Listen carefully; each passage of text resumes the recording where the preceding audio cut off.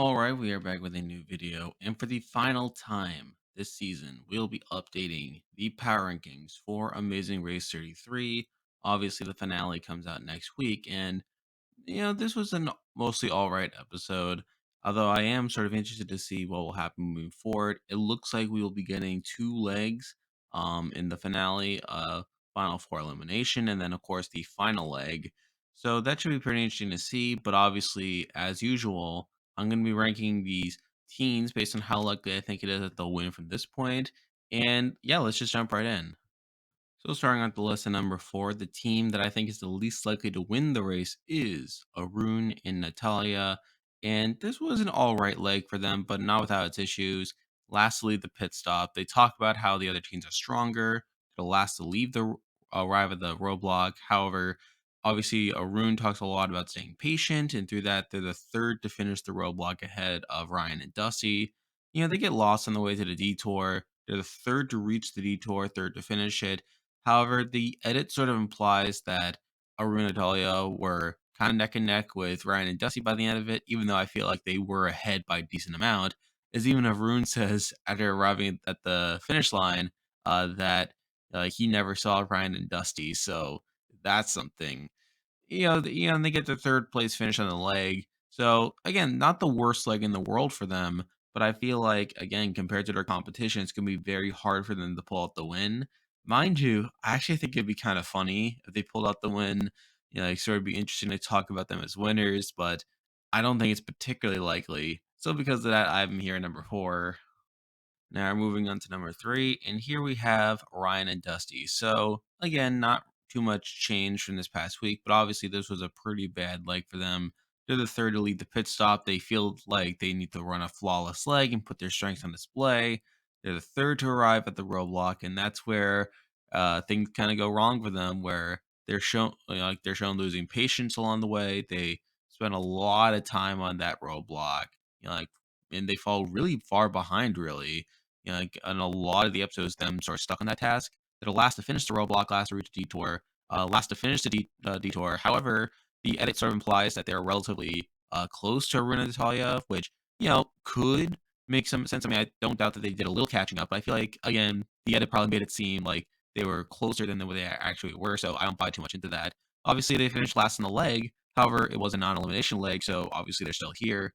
And again, at this point, I'm kind of conflicted about Ryan and Dusty because obviously this has been a very topsy-turvy second half for them. Like, obviously, they were one of the strongest teams in the first half of the race, but they kind of fallen behind a bit. And now, like it seems like Kim and Penn, Raquel and Cayla are sort of the main front runners of this race. It's sort of hard to see how they'll catch up, especially with the format of the next leg, where they're going to be having a separate departure time from the other teams. And given the leg design, like we've seen how hard it is for teams in the back of the pack to really catch up. So it's going to be very hard for them to get around that. Mind you, I think it's possible for them to beat Aruna Natalia at least to get into the final leg. It's just a matter of if they can even catch up to Kim and Penn and Raquel and Kayla to get themselves in a position to win. And I don't think that's the case. I mean, and again, I feel like their edit just hasn't been that positive lately, like, especially with them like saying they need to run a flawless leg only for everything to go wrong. And with other edits catching up, I feel like number three is about as high as I can put them. So because of that, I have them here number three.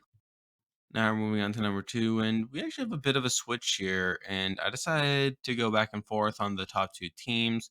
But at number two, I have Kim and Penn here, and it's sort of interesting for them because like I think there is a just realistic chance they could win the race at this point. I mean, just to summarize their previous leg, they were the first to lead the pit stop. They say there's little room for error at this point. First to reach the roadblock, where Kim's anxiety is a storyline there. Like, and obviously they had that moment where like she talks about the show like pointing out people's dumb mistakes, which is followed up by her making a dumb mistake by missing a coin despite being right next to it. Like, and obviously through that she's the second to finish the roadblock, second to reach the detour, second to finish the detour, and obviously they finished second on the leg. And again, I feel like at this point it's Kim and Penn versus Raquel and Kayla. It's just a matter of who I think is going to win. And to be fair, I think Kim and Penn could realistically win at this point, like, given their overall strength on the race. And again, there's enough there in their edit to justify a win. But I feel like the number one team is one that I'm feeling slightly better about edit wise for the time being. So because of that, I have them here at number two. And now, number one, the team that I think is the most likely to win the Amazing Race 33 is Raquel and Cayla.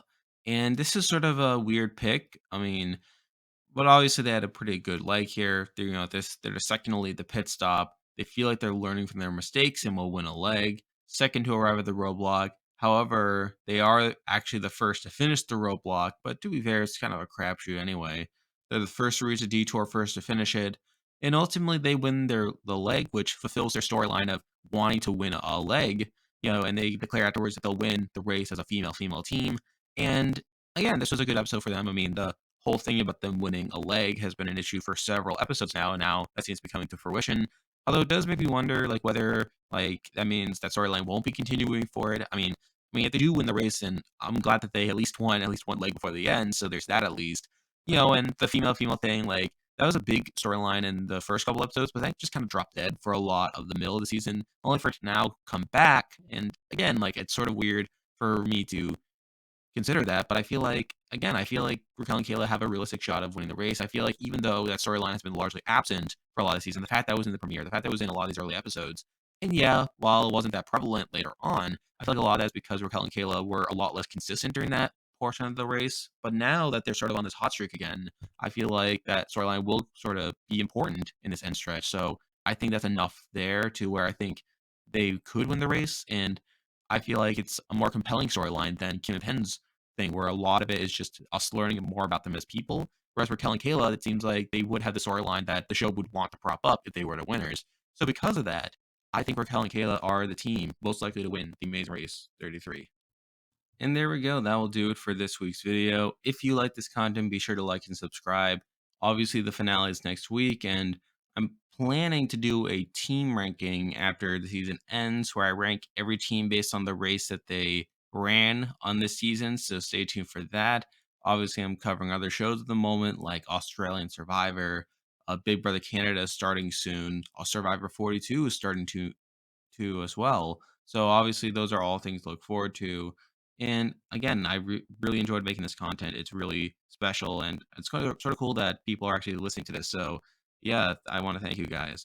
But for now, that is the video. See ya.